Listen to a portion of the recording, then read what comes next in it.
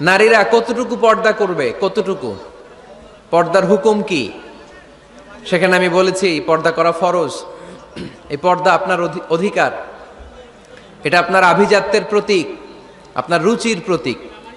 এটা বলে কতটুকু পর্দা, সেক্ষেত্রে আমি দুইটা মত উল্লেখ করেছিলাম, দুইটা মত উল্লেখ করেছি। মত নাম্বার 1, সারা শরীর ঢেকে রাখবে, ফেসটা খোলা রাখবে, হাত খোলা রাখবে, এটা একটা মত। আরেকটা মত, সব ঢেকে রাখতে হবে, শুধু চোখ খোলা, তাই না? দুইটা মত উল্লেখ করে আমি বলেছিলাম যে এটা হচ্ছে রুকসাত আর এটা হচ্ছে আজিমাত। আমি এও বলেছি যে এর চেয়ে শ্রেষ্ঠ পর্দার হতে পারে না, শুধু চোখ খোলা, সব ঢেকে রাখতে হবে, এটা শ্রেষ্ঠ পর্দা, এর চেয়ে ভালো পর্দার হতে পারে না। আমি নিজেও সাজেস্ট করি এটা, যে শুধু চোখ খোলা থাকবে। আবার ওই প্রশ্নের উত্তরে এও বলেছি চেহারা হচ্ছে সৌন্দর্যের রাজধানী, চেহারাই যদি দেখা হয়ে যায় তো সব দেখা হয়ে যায়, এজন্য এটা আমি সাজেস্ট করেছি। তারপরে এরা আমারে ধাক্কাইতে ধাক্কাইতে ওই মতের দিকে নিতে চায়, আছে না নাই? তো এই যে 3বার যে আমি এই কথা বললাম, এগুলো শুনবার সময় কি কানে তুলা দিয়ে রাখছিলেন? হ্যাঁ, তখন কি শোনেন না এগুলো? মত দুইটা বললাম কেন আমি? হুজুর দুইটা কেন বলবেন? অন্য মতের প্রতি আপনার এত শ্রদ্ধা কেন? আমগো তো নাই। এই হয়েছে সমস্যা। ক্লিয়ার কাট কথা। পর্দার ক্ষেত্রে দুইটা মতের উল্লেখ করেছি প্রিয় ভাইয়েরা। বলেছি এক মত বলেছে ফেস খোলা, হাত খোলা, আরেক মত বলেছে শুধু চোখ খোলা। এবং আমি বলেছি এইটা শ্রেষ্ঠ পর্দা, এর চেয়ে ভালো পর্দা হয় না, বলছি না আমি? আবার বলছি যে আমি সাজেস্ট করি এটাই সবচেয়ে ভালো, এটা করবেন। এবং শেষে বলেছি চেহারা হচ্ছে সৌন্দর্যের রাজধানী, চেহারাই যদি দেখা হয়ে যায় তো সব দেখা হয়ে যায়। এগুলো কি প্রমাণ করে? আমি এই মতের পক্ষে না এই মতের পক্ষে? বায়ে না ডানে? ডানে। তো আমি এই মত অবলম্বন করি, মানে আপনাদের যেই মত আমারও এই মত। আমার ধাক্কা মারতেছেন কেন? ধাক্কাইতেছেন কেন আমাকে? ধাক্কাই আমার ওই মতে নিতে চায়, এটা ঠিক না। বাড়াবাড়ি কখনো কল্যাণ বয়ে নিয়ে আসে না। আওয়াজ করবেন না, মনোযোগ দিয়ে শুনেন। এই যে মত, এটা আমার মত না, এটা অনেক স্কলারদের মত। নারীরা শুধু ফেস খোলা রাখবে আর হাতের কবজি পর্যন্ত খোলা রাখবে, এটা আমার মত না। আমি অন্যদের মতকে শুধু ন্যারেট করেছি, বর্ণনা করেছি মাত্র। মেজরিটি স্কলাররা, জুমহুরুল ফুকাহা, আই রিপিট, আমি আবার বলছি, মেজরিটি স্কলাররা বলেছেন ফেস এবং হাত খোলা রাখা যাবে।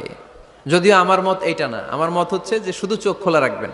মেজরিটি স্কলাররা, রাইসুল মুফাসসিরিন আব্দুল্লাহ ইবনে আব্বাস রাদিয়াল্লাহু তাআলা আনহুমা, যার ব্যাপারে আল্লাহর হাবিব সাল্লাল্লাহু আলাইহি ওয়াসাল্লাম দোয়া করেছেন, আল্লাহুম্মা ফাক্কিহহু ফিদ্দীন ওয়া আল্লিমহু তা'ওয়িল, আল্লাহ তাকে আপনি দ্বীনের জ্ঞান শিক্ষা দেন, কোরআনের তাফসীর শিক্ষা দেন। ওনার মতও ছিল কোরআনের এই তাফসীরে, আয়াতের তাফসীর, যে ইল্লা মা যাহারা মিনহা, নারীদের যতটুকু প্রকাশ হয়ে যায় সেক্ষেত্রে আল্লাহ ক্ষমা করবেন। এই যাহারা মিনহার তাফসীর উনি করেছেন আব্দুল্লাহ ইবনে আব্বাস, যে ফেস, আল ওয়াজহু ওয়াল কাফফান, চেহারা এবং হাত খোলা রাখা যাবে। আমার তাফসীর না, আব্দুল্লাহ ইবনে আব্বাসের তাফসীর, আনাস রাদিয়াল্লাহু তাআলা আনহুর তাফসীর। ইমাম আল কুরতুবীর তাফসীরে উনি এই মত এনেছেন, ইমাম ইবনে কাসীর এই মত এনেছেন। সবচেয়ে মজার ব্যাপার হচ্ছে ইমাম আবু হানিফারও এই মত। সুবহানাল্লাহ পড়বেন না? ইমাম আবু হানিফা আলাইহি রহমা, উনারও এই মত যে নারীদের চেহারা এবং হাত এটা আওরাত নয়, এটা আওরাত নয়।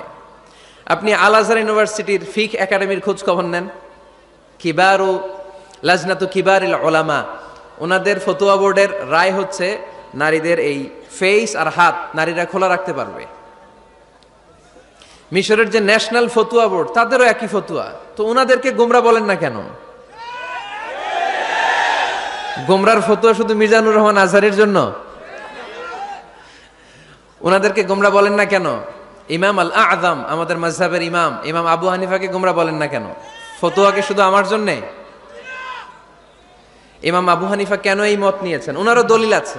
আমি জাস্ট মতের উল্লেখ করেছি, এটা জায়েজ কেন, কারণ একদল স্কলার এটাকে জায়েজ বলেছেন, তাদেরও দলিল আছে, এই জন্য জায়েজ। বাট আমার মত তো এটা, আমার মত তো এটা। ভিন্ন মতকে শ্রদ্ধা করতে শিখুন। ইমাম আল আযম কিসের ভিত্তিতে বলেছেন যে ফেস খোলা রাখা যাবে? আমি সতরের ওয়াজ করতেছি না, সতর না, আওরাত নিয়ে কথা বলতেছি। ইমাম আল আযম বলেছেন নারীদের চেহারা আর হাতের কবজি পর্যন্ত এটা আওরাত নয়। উনি দলিল নিয়েছেন সুনানে আবু দাউদের হাদিস। হঠাৎ একবার আল্লাহ রাসূল সাল্লাল্লাহু আলাইহি ওয়াসাল্লামের ঘরে আম্মা জান আয়েশার ঘরে আসমা বিনতে আবি বকর রাদিয়াল্লাহু তাআলা আনহা চলে আসেন। আল্লাহ রাসূল সাল্লাল্লাহু আলাইহি ওয়াসাল্লামের শালিকা, পাতলা কাপড় পরে, যে কাপড়ে হাত দেখা যায় শরীর দেখা যায়। আল্লাহ রাসূল সাল্লাল্লাহু আলাইহি ওয়াসাল্লাম চেহারাটা ঘুরিয়ে নিলেন, রেগে গেলেন এবং বললেন, আসমা তুমি এখন বড় হয়েছো, তুমি এখন বড় হয়েছো, ছোট্টটি নেই। নারীরা যখন সাবালিকা হয় তখন এতটুকু আর এতটুকু ছাড়া পুরো দেহকে ঢেকে রাখতে হয়। সুবহানাল্লাহ পড়বেন না? ইমাম আল আযম আবু হানিফা এই হাদিস থেকে দলিল নিয়েছেন। আরো দলিল আছে, সহিহ মুসলিম হাদিসের বর্ণনাকারী জাবির ইবনে আব্দুল্লাহ রাদিয়াল্লাহু তাআলা আনহু, ঈদের দিনে আল্লাহ রাসূল সাল্লাল্লাহু আলাইহি ওয়াসাল্লাম ঈদের সালাত পড়লেন আযান ইকামত ছাড়া। সালাত পড়ানোর পরে তিনি তাকওয়ার ওয়াজ করলেন, সাহাবীদেরকে নিয়ে তিনি চলে যাচ্ছেন। হঠাৎ নারীদেরকে দেখে নারীরা বললেন, আমাদেরকে ওয়াজ করেন। আল্লাহর হাবিব সাল্লাল্লাহু আলাইহি ওয়াসাল্লাম নারীদের সামনে ওয়াজ শুরু করে দিলেন। হাদিসের বর্ণনাকারী জাবির ইবনে আব্দুল্লাহ উনি বললেন, নারীদেরকে নিয়ে যখন আল্লাহ রাসূল সাল্লাল্লাহু আলাইহি ওয়াসাল্লাম ওয়াজ করতেছিলেন, আল্লাহ রাসূল যে ওয়াজটা সবচেয়ে গুরুত্ব দিলেন, আল্লাহর হাবিব সাল্লাল্লাহু আলাইহি ওয়াসাল্লাম বললেন, তাসাদ্দাকনা, নারীরা তোমরা সদকা করো, দান খয়রাত করো, কারণ আমি দেখেছি তোমরাই বেশিরভাগ হবে জাহান্নামের লাকড়ি, তোমরাই বেশিরভাগ জাহান্নামের লাকড়ি হবে। এই কথা শুনে ফাকামাত ইমরাআতুন মিন ওয়াসাতিহিন, এক নারী দাঁড়ালো, নারীদের মাঝখান থেকে এক নারী দাঁড়িয়ে হাত তুললো। জাবির ইবনে আব্দুল্লাহ বলেন, নারীটি যখন দাঁড়ালো আমি দেখলাম সুফাআউল খাদ্দাইন, এই নারীর গালের মধ্যে ফুটফুট কালো দাগ, গালের মধ্যে কি কালো দাগ। তো ওনার চেহারা যদি খোলা না থাকতো গালের কালো দাগ দেখা যেত? কথা বলেন না কেন? এই দলিলগুলোর আলোকে ইমাম আল আযম আবু হানিফা রাহিমাহুল্লাহ উনি মত প্রকাশ করেছেন জরুরি প্রয়োজনে এই ফেস খোলা রাখা যাবে। সহিহ বুখারীর আরেকটা হাদিস শুনেন, বর্ণনাকারী আব্দুল্লাহ ইবনে আব্বাস রাদিয়াল্লাহু তাআলা আনহু, হজের দিন আল্লাহ রাসূল সাল্লাল্লাহু আলাইহি সাল্লাম ওটের উপরে বসা, পেছনে চাচাতো ভাই ফদল ইবনে আব্বাস। ইয়ামুন নাহারে এক নারী আসলেন, সুন্দরী নারী, রূপবতী, অসাধারণ সুন্দরী নারী। এসে বললেন, ইয়া রাসূলুল্লাহ আমার একটা প্রশ্ন আছে। এই নারী এতই সুন্দরী ছিল, ফদল ইবনে আব্বাস বারবার নারীর দিকে তাকাতে লাগলেন। আল্লাহর হাবিব সাল্লাল্লাহু আলাইহি ওয়াসাল্লাম, ফদল চেহারাটা ঘুরাও, এরকম বলে ফদলের চেহারা ঘুরায় দিলেন। ফদল আবার তাকালেন, আল্লাহর হাবিব সাল্লাল্লাহু আলাইহি ওয়াসাল্লাম বললেন, ফদল চেহারাটা ঘুরাও। উনি আবার তাকালেন, আল্লাহর হাবিব সাল্লাল্লাহু আলাইহি ওয়াসাল্লাম বললেন, এই ফদল চেহারাটা ঘুরাও। দেখেন নারীকে একবার বলতেছেন, এই মেয়ে তুমি সুন্দরী নারী, দেখো না ছেলেরা তোমার দিকে তাকায় আছে, চেহারাটা ঢাকো, বলছেন একবারও? কথা বলেন না কেন? বলেন নাই, বরং ফদল ইবনে আব্বাসকে চেহারা ঘুরাতে বলেছেন। তার মানে সব দায় দায়িত্ব নারীদের উপর বর্তায় না, পুরুষদেরকে নিজের দায়িত্ব নিতে শিখতে বলেছেন বিশ্বনবী সাল্লাল্লাহু আলাইহি ওয়াসাল্লাম। আমাদেরও দায়িত্ব আছে না নাই?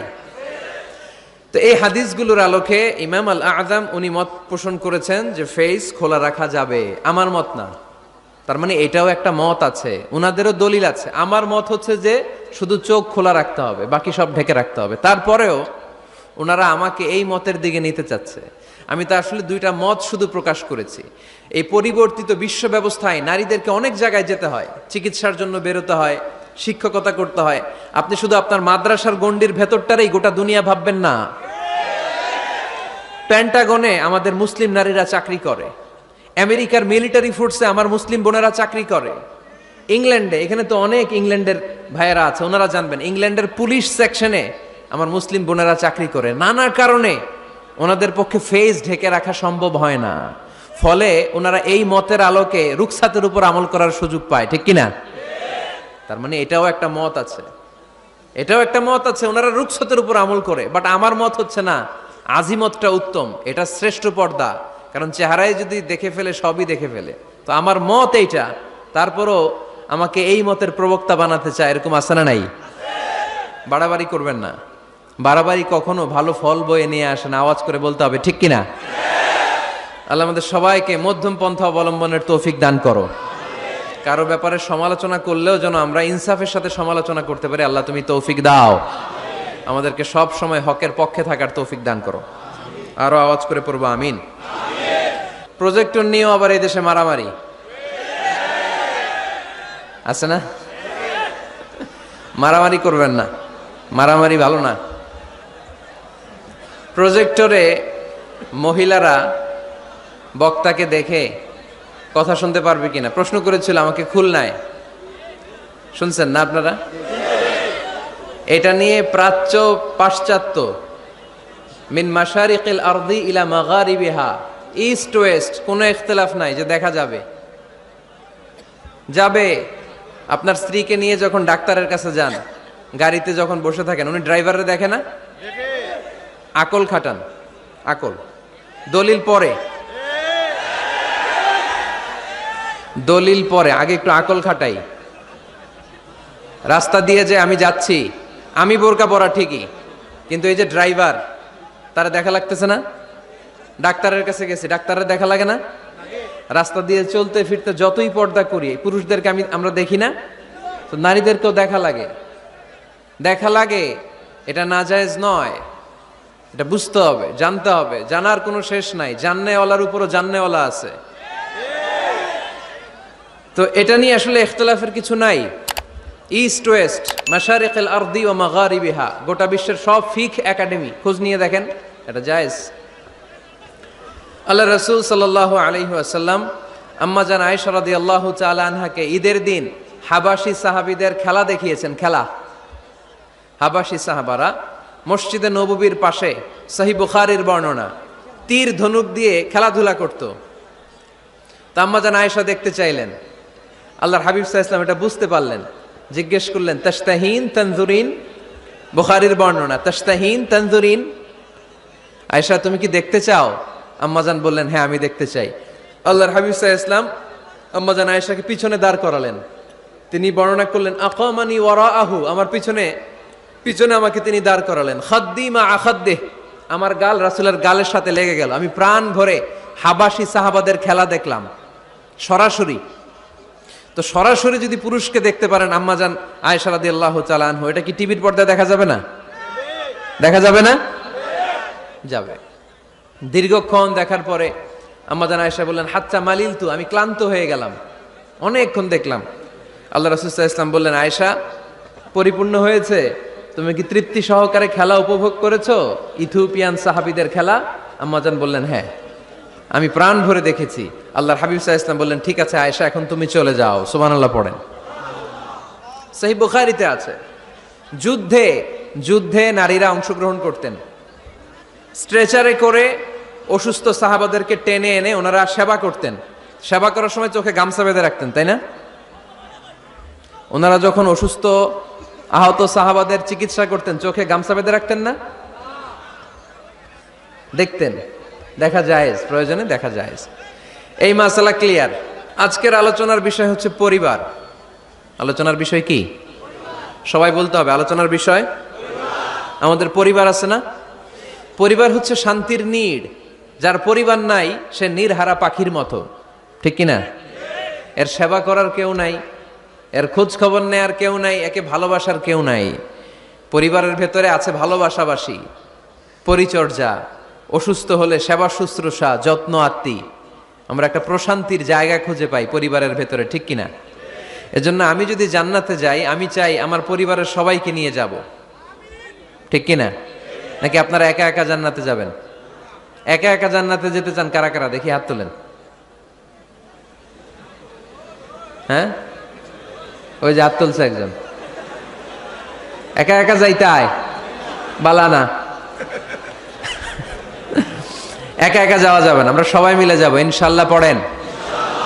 এজন্য রাব্বুল আলামিন বলেন, ইয়া আইয়ুহাল্লাযীনা আমানু কু আনফুসাকুম ওয়া আহলিকুম নারা ওয়াকুদুহান নাসু ওয়াল হিজারা আলাইহা মালাইকাতুন গিলাযুন শিদাদুন লা ইয়াসুনাল্লাহা মা আমারাহুম ওয়া ইয়াফআলুনা মা ইউমারুন। সুবহানাল্লাহ পড়েন। আল্লাহ ডেকে বললেন, ও বিশ্বাসীরা শোনো শোনো, তোমরা নিজেদেরকে জাহান্নামের আগুন থেকে বাঁচাও, নিজেদের পরিবার বর্গকেও ওই জাহান্নামের আগুন থেকে বাঁচাও। যেই জাহান্নামের রক্ষী ফেরেশতারা খুব নির্দয়, খুব নির্মম, এদের চেহারায় হাসি নাই। রব্বুল আলামিন তাদেরকে যা আদেশ করে তারা তাই পালন করে। ওই ফেরেশতারা আল্লাহর কোনো আদেশের অবাধ্য হয় না। ওই জাহান্নামকে ভয় করো, আর জাহান্নাম থেকে নিজেও বাঁচো, নিজের পরিবারকেও বাঁচাও। নিজেও বাঁচতে হবে, পরিবারকেও বাঁচাতে হবে। নিজেও জান্নাতে যেতে চাই, আব্বা আম্মা স্ত্রী সন্তান ভাই বোন সবাইকে নিয়ে জান্নাতুল ফেরদাউসে থাকতে চাই, ঠিক কি না? এজন্য রব্বুল আলামিন বিশ্বনবীকে আদেশ করলেন, ওয়া'মুর আহলাকা বিস-সালাতি ওয়াসতাবির আলাইহা। ও নবী, আপনি আপনার ফ্যামিলির সদস্যদেরকে সালাতের আদেশ করেন এবং নিজেও সালাত পালনে সচেষ্ট হন। একা একা সালাত পালন করলে হবে না, আপনার পরিবারের সবাইকে আপনি মুসল্লি বানান। নিজেও সালাত পড়েন, সন্তানদেরকেও সালাত কায়েমকারী বানান।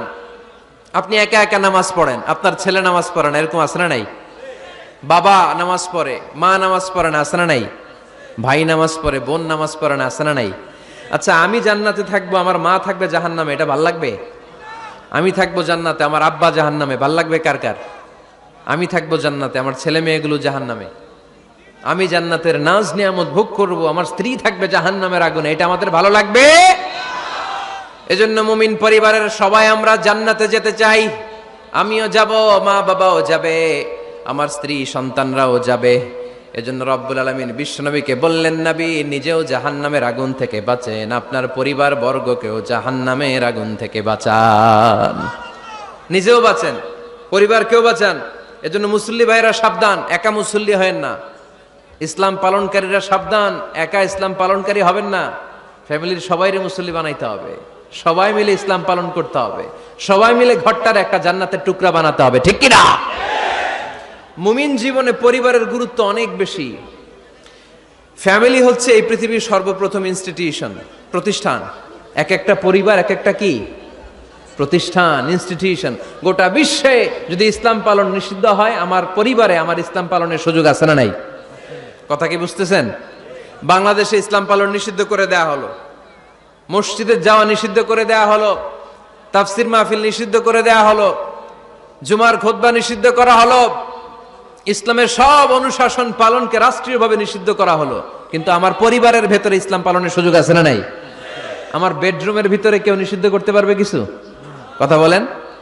এজন্য গোটা বিশ্বেও যদি ইসলাম পালন নিষিদ্ধ হয়, আমার পরিবারে ইসলাম পালনের সুযোগ আছে না নাই? এজন্য পরিবার অনেক গুরুত্বপূর্ণ। মুমিন পরিবার এটা আল্লাহর পক্ষ থেকে নেয়ামত। আর মুমিন পরিবারে ভালোবাসার ভিত্তি হচ্ছে ঈমান। মুমিন না হলে মুমিন পরিবারের সদস্য হওয়া যায় না। নূহ আলাইহিস সালাম আল্লাহরে বললেন, আল্লাহ এই মহাপ্লাবনে আপনি আমার ছেলেকে মারবেন না। ইন্নাহু মিন ইবনি, নিশ্চয়ই এই ছেলেটা সে আমার সন্তান, আমার ঔরসজাত। আল্লাহ বললেন, না নূহ, তুমি ভুল বলেছো, সে তোমার সন্তান নয়। ঔরসজাত হলেই সন্তান হয় না, ঈমান আনা লাগে। চিল্লায় বলেন ঠিক কি না? নূহ আলাইহিস সালামের এই মহাপ্লাবন নূহ আলাইহিস সালামের সন্তান কানাআনকে রক্ষা করতে পারে নাই। এজন্য মুমিন পরিবারের ভালোবাসার ভিত্তি হচ্ছে ঈমান। আওয়াজ করে বলতে হবে, বিশ্বাসীদের পরিবারের ভালোবাসার ভিত্তি কি? আরো জোরে বলেন, ভিত্তি কি? ঈমান। এজন্য আমাদের পরিবারগুলো আমাদের জন্য রহমত, আমাদের পরিবারগুলো আমাদের জন্য আল্লাহ তাআলার পক্ষ থেকে মার্সি, ব্লেসিংস এন্ড বাউন্টিজ। এই পরিবারের বন্ধন যেন কখনো নষ্ট না হয়, আমরা যেন পারিবারিক সম্প্রীতি ভালোবাসা কখনো নষ্ট না করি। এখন ওয়েস্টের ধাক্কায়, পাশ্চাত্যের কালচারের ধাক্কায় আমাদের পরিবারগুলো নষ্ট হতে শুরু করেছে, ঠিক কিনা? আপনি খেয়াল করে দেখবেন, পাশ্চাত্যে এখন পরিবারগুলোর খুব মারাত্মক অবস্থা, ভঙ্গুর পারিবারিক ব্যবস্থা। এদের পরিবার টেকে না, এরা তো বিয়েই করে না। এরা বিয়ের চেয়ে বেশি পছন্দ করে লিভ টুগেদার, আছে না নাই? বিয়ে করে না, লিভ টুগেদার পছন্দ করে, ফ্রি সেক্স, অবাধ যৌনাচার, হোমোসেক্সুয়ালিটি, সমকামিতা, ছেলেতে ছেলেতে বিয়ে, মেয়েতে মেয়েতে বিয়ে। বিয়ে যাক দু একটা হয়, এগুলো 6 মাস 1 বছরের বেশি টিকে না। ডিভোর্সের সংখ্যা বেশি, ভ্রূণপাত, সন্তান হত্যা করার সংখ্যা বেশি, সুইসাইডের সংখ্যাও বেশি, ঠিক কিনা? রাইফেল একটা নিয়ে বের হয়ে রাস্তায় 4-5 জনকে শুট করে, পরে নিজের মাথায় নিজে গুলি করে নিজেও মরে যায়। কেন যে এগুলা করছে সে নিজেও জানে না। এরকম বিকৃত মস্তিষ্কের লোক পাশ্চাত্যে আছে না নাই? কারণ এদের পরিবার নাই, কারো বাবা আছে মা নাই, কারো মা আছে বাবা নাই। এজন্য পরিবারগুলো আল্লাহ তাআলার পক্ষ থেকে আমাদের জন্য নেয়ামত, অনেক বড় রহমত, অনেক বড় বরকত। এজন্য ইসলাম পরিবার গঠন করতে বলেছে, ইসলাম পরিবারকে সংরক্ষণ করতে বলেছে, ইসলাম এই ফ্যামিলি ইনস্টিটিউশনকে আরো শক্তিশালী করতে বলেছে। চিল্লায় বলেন ঠিক কিনা? ঘরে শান্তি রাখার, রহমত রাখার 2 নম্বর পদ্ধতি হচ্ছে ঘরে ছবি টাঙিয়ে রাখবেন না। ছবি না, বিয়ের ছবি টাঙিয়ে রাখবেন না। মৃত আব্বা আম্মার ছবি বাধাই করে টাঙিয়ে রাখবেন না। নেতা নেত্রীর ছবিও টাঙিয়ে রাখা যাবে না, এটা নিষেধ। রহমতের ফেরেশতারা আসে না, ঘরে ঢুকে না। ইন্নাল মালাইকাতা লা তাদখুলু বাইতান ফিহি তামাসিল ওয়া সূরাহ, যে ঘরে মূর্তি আছে আর ছবি টাঙিয়ে রাখে ওই ঘরে রহমতের ফেরেশতা প্রবেশ করে না। তো ঘরে যে রহমত নাই, শান্তি নাই, আপনি রহমতের ফেরেশতা ঢুকার ব্যবস্থাই তো রাখেন নাই। এত রহমত নিয়ে আসতে চায় কিন্তু ঢুকতে পারেন না, ওই যে ছবি টাঙিয়ে রাখছেন। এজন্য সুজানগরের ভাইয়েরা, আমাদের সুজানগরে যদি কারো ঘরে বিয়ের ছবি, আব্বা আম্মার ছবি, ফ্যামিলি গ্রুপ ছবি বা নেতা নেত্রীর ছবি থাকে, আজকে খুলে ফেলা যাবে না? খুলে ফেলা যাবে মুসলমান? খুলে ফেলবেন। হ্যাঁ, আপনি ফ্যামিলি গ্রুপ ছবি রাখতে পারেন। আব্বা আম্মা ভাই বোন সবাই মিলে একটা গ্রুপ ছবি তুললে স্মৃতির জন্য রাখা যায়। এটা অ্যালবাম বন্দি করে রাখবেন, মাঝে মাঝে দেখবেন, দেখলে মৃত্যুর কথা স্মরণ হয়। আয় রে, 10 বছর আগের ছবিটা দেখলে কি কুচকুচে কালো দাড়ি ছিল আমার, এখন সাদা হয়ে গেছে, ঠিক কিনা? তখন বুঝবেন যে মৃত্যুর দিকে আমি এগিয়ে যাচ্ছি। এই দুনিয়াটা ক্ষণিকের, একটা ধোঁকা, একটা মরিচিকা, একটা লোভ আর লালসার পেছনে আমরা ছুটে বেড়াচ্ছি। ধোঁকা, আসল জীবন কবরের জীবন। আওয়াজ করে বলতে হবে, ঠিক কিনা? একদিন মাটির ভেতরে হবে ঘরে মন আমার, কেন বাঁধো দালান ঘর রে মন আমার, কেন বাঁধো দালান ঘর। প্রাণ পাখি উড়ে যাবে পিঞ্জর ছেড়ে,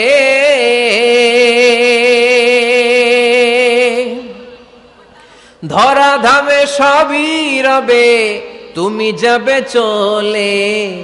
বন্ধু বান্ধব যত মাতা পিতা দ্বারা সুত, বন্ধু বান্ধব যত মাতা পিতা দ্বারা সুত, সবই হবে তোমার পরে মন আমার, কেন বাঁধো দালান ঘর। একদিন মাটির ভেতরে হবে ঘরে মন আমার, কেন বাঁধো দালান ঘর, ঠিক কিনা? পুরাতন ছবির অ্যালবামগুলো খুললে মৃত্যুর কথা স্মরণ হয়। আহা, দাদা পাশে বসা ছিল, আজকে দাদা নাই। নানারা নিয়ে একটা ছবি তুলে অ্যালবামে রাখছিলাম, আজকে নানা নাই। বাবার সাথে ছবি ছিল, আজ বাবা নাই। মৃত্যুর কথা স্মরণ আছে না নাই? প্রয়োজনে আব্বা আম্মার সাথে বা নিজেদের ফ্যামিলি গ্রুপ পিকচার তুলতে পারবেন, এটা অ্যালবাম বন্দি করে রাখেন, কিন্তু টাঙিয়ে রাখা যাবে? রাখবেন আপনারা? আর রাখবেন না। অনেকে কুকুরের শো পিস কিনে, কুকুরের, বিড়ালের, কুমিরের শো পিস কিনে শো কেসে সাজিয়ে রাখে, আছে না নাই? সুজানগরে বোধহয় এগুলো নাই, তাই না? হ্যাঁ, সুজানগরে এগুলো আছে না, এগুলো আপনি রাখতে পারবেন না, এগুলো রাখবেন না। ইন্নাল মালাইকাতা লা তাদখুলু বাইতান ফিহি তামাসিল ওয়া সূরাহ, যেই ঘরে ছবি টাঙিয়ে রাখা হয়, মূর্তি সাজিয়ে রাখা হয়, আল্লাহর রহমতের ফেরেশতারা ওই ঘরে কঠিন কালেও প্রবেশ করে না। এই কোরআনে পরিবার নিয়ে অনেক কথা, ফ্যামিলি ম্যাটার্স নিয়ে কোরআনে একটা সূরা আল্লাহ নাজিল করেছেন, সূরাতুত তালাক, অ্যাড্রেসিং দ্য ফ্যামিলি অ্যাফেয়ার্স। শুধু ফ্যামিলি রিলেটেড কথাই সূরাতুত তালাকে। আবার একটা পরিবার আল্লাহ তাআলার কাছে এতটাই প্রিয় ছিল, ওই পরিবারের নামে আল্লাহ কোরআনে একটা সূরাই দিয়ে দিয়েছেন, সূরাতু আলে ইমরান। ইমরানের পরিবারের নামে সূরা। সুবহানাল্লাহ পড়বেন না? এজন্য আমাদের পরিবারগুলো অনেক গুরুত্বপূর্ণ, আমরা বুঝি না। আমরা পরিবারের সম্প্রীতি ভালোবাসাকে অটুট রাখার ব্যাপারে সচেতন থাকি না, কিন্তু ইসলাম এই পরিবার সংরক্ষণে অনেক গুরুত্ব দিয়েছে। আমাদের পরিবারগুলো সুখী হোক, সমৃদ্ধ হোক, শান্তিময় হোক, আমরা চাই কি চাই না? আওয়াজ করে বলেন না, চাই কি চাই না? এজন্য আজকের আলোচনার বিষয় হচ্ছে পরিবার। সুখী পরিবারের ফর্মুলা আজকে আপনাদেরকে শোনাবো, কি করে পরিবারকে সুখে রাখতে হয়, শান্তিতে রাখতে হয়। কোরআনের আলোকে শুনতে চান? শুনতে চান সবাই? কষ্ট হচ্ছে না তো? নাকি স্লোগান দিতে চান? স্লোগান চান কারা কারা দেখি? স্লোগান দাও তো একজন, আওয়াজ করে।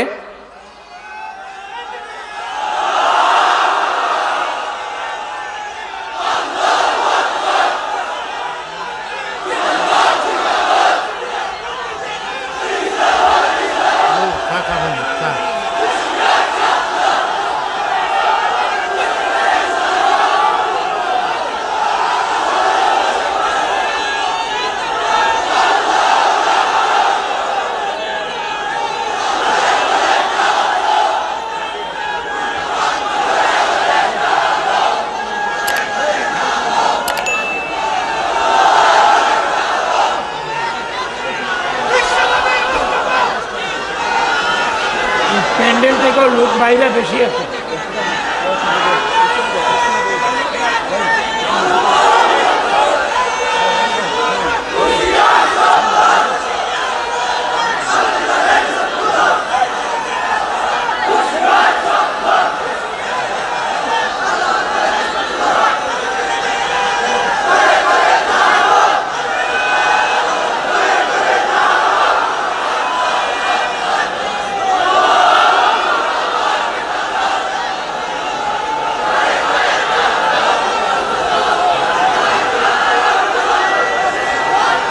মাশাআল্লাহ।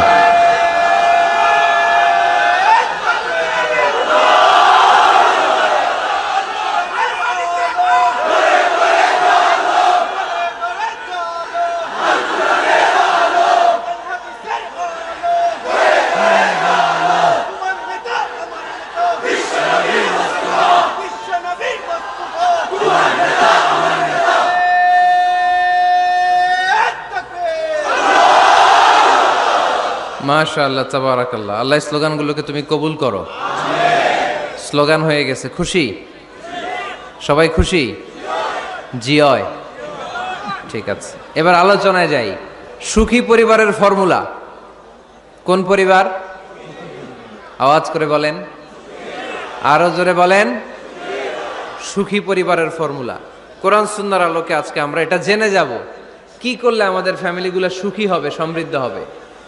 কোরআন থেকে আমরা যদি প্রেসক্রিপশন নেই, তাহলে কোরআন বলে আমাদের ফ্যামিলিগুলোকে সুখী আর শান্তিময় করতে হলে আমাদের ফ্যামিলির ভেতরে একে অপরকে সালাম দেওয়ার প্রচলন বাড়াইতে হবে। কি দিবেন? আওয়াজ করে বলেন, কি দিবেন? ফাইযা দাখালতুম বুয়ুতান ফাসাল্লিমু আলা আনফুসিকুম তাহিয়াতাম মিন ইনদিল্লাহি মুবারাকাতান তাইয়্যিবা। রব্বুল আলামিন বলেন, যখন তোমরা তোমাদের ঘরে ঢুকবা, ঢুকেই পরিবারবর্গকে একে অপরকে সালাম দাও। এটা আল্লাহর পক্ষ থেকে অভিবাদন পদ্ধতি, এটা বরকতময়, এটা পবিত্র। সুবহানাল্লাহ পড়েন। ইদা দাখালতুম বুয়ুতান ফাসাল্লিমু আলা আনফুসিকুম, ঘরে ঢুকেই সালাম দাও। সালাম মানে শান্তি। সালাম দেই না, এজন্য ঘরে শান্তিও নাই। ঠিক কিনা? আজকে যে সালাম দেওয়া যাবে না, বাসায় যে ভাবির আগে সালাম দিবেন, পারবেন না? ভাবি আগে দিতে হবে। কে আগে দিবে শুনি? আপনি আগে। তুমি বিয়ে করছো নি? হ্যাঁ,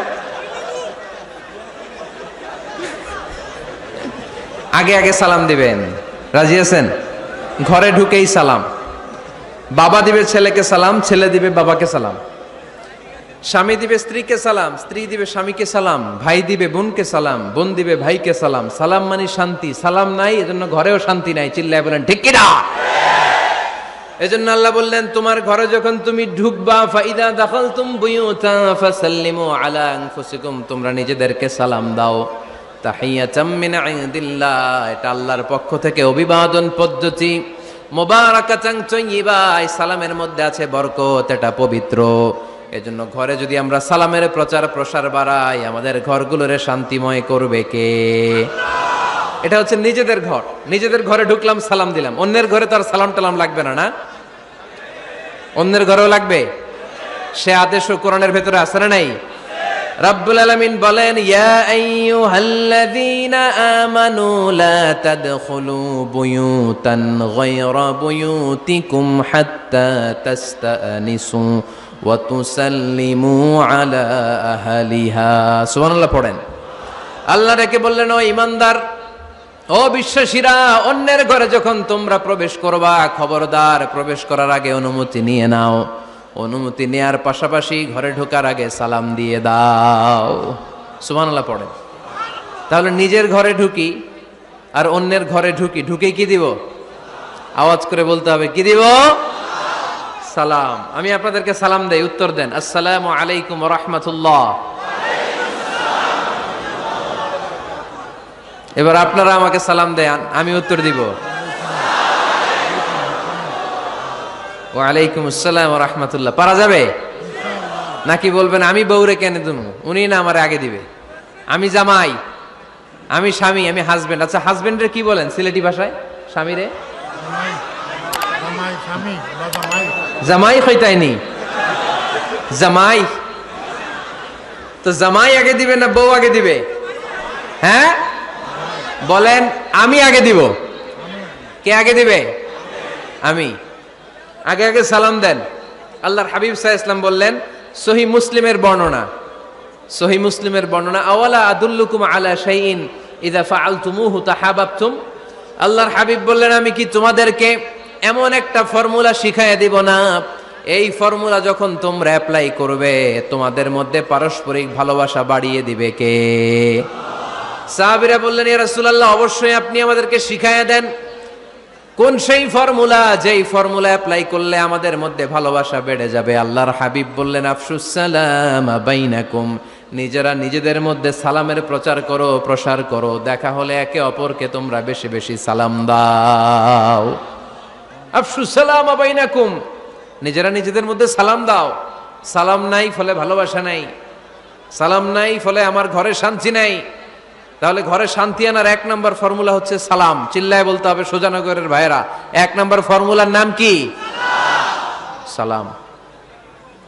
সাইয়েদনা আদম আলাইহিস সালামকে যখন আল্লাহ তাআলা বানালেন, বানানোর পরে আল্লাহ বলেন না আদম সেজদা করো, আদম কোরআন তেলাওয়াত করো, আদম জিকির করো, আদম তাসবিহ পড়ো, না।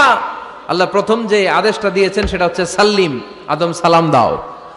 আদম কি দাও? সালাম দাও। আল বাদিউ বিসসালামি বারিউম মিনাল কিবর, আগে আগে যে সালাম দেয় তার অন্তর থেকে অহংকার উঠিয়ে নেয় কে?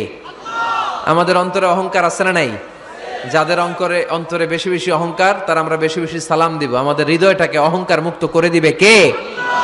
সহিহ বুখারীর বর্ণনা, লাম্মা খালাকাল্লাহু আদম ওয়া কানা তুলুহু 60 যিরাআন, রব্বুল আলামিন সাইয়েদনা আদম আলাইহিস সালামকে যখন তৈরি করলেন 60 হাত লম্বা করে বানালেন। আবার আমরাও যারা জান্নাতের ভেতরে ঢুকবো আমাদেরকেও সেদিন 60 হাত লম্বা করে বানিয়ে দিবেন কে? কয় হাত লম্বা হয়ে ঢুকবেন জান্নাতে? 60 হাত। সাইয়েদনা আদম আলাইহিস সালামকে যখন আল্লাহ তাআলা বানালেন, বানিয়ে আল্লাহ তাআলা প্রথম যে আদেশটা করলেন সেটা হচ্ছে সাল্লিম, আদম সালাম দাও। কি দাও? সাল্লিম আলা উলাইকান নাফার, এই ফেরেশতাদের এই দলটাকে সালাম দাও। কারণ ইবলিস অহংকারের কারণে সে হয়েছে জাহান্নামী। আল্লাহ চেয়েছেন আমার আদম যেন অহংকারী না হয়, এজন্য আগে আগে সালাম দেওয়া শিখাইয়া দিলেন। চিল্লায় পড়েন আল্লাহু আকবার। আগে যে সালাম দেয় তার হৃদয় থেকে অহংকারকে আল্লাহ মুক্ত করে দেয়, এজন্য আগে সালাম দিবেন। মুরব্বীরা বসে থাকবেন না যে বাচ্চাটা আমার আগে দিবে। অনেক মুরব্বীরা এরকম করে যে আমি দেব কেন, আমি তো মুরব্বী, ছোটরা আমারে দিবে, এরকম আছে না নাই? না, আপনি দেন না। আপনি কয়েকদিন দিতে দিতে লজ্জায় পড়ে বাচ্চাটাও আপনারে সালাম দিতে শুরু করবে, ঠিক কিনা? আপনি আপনার স্ত্রীকে কয়েকদিন দিয়ে দেখেন না, কয়েকদিন দিয়ে দেখেন, দেখবেন কয়েকদিন পরে আপনার স্ত্রীও আপনাকে সালাম দিতে শুরু করবে, ঠিক কিনা?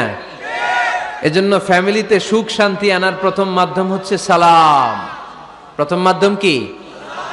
সালাম দিন আর সালামাতে থাকুন। সালাম দিন আর কিসে থাকুন?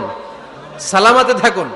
জান্নাতে যখন জান্নাতীরা যাবে, জান্নাতীদেরকে বারবার সালাম দেয়া হবে। প্রতিটা গেটেই ফেরেশতারা সালাম দিবে। চিল্লায় পড়েন আল্লাহু আকবার। ফেরেশতারা বলবে সালামুন আলাইকুম তিবতুম ফাদখুলুহা খালিদিন।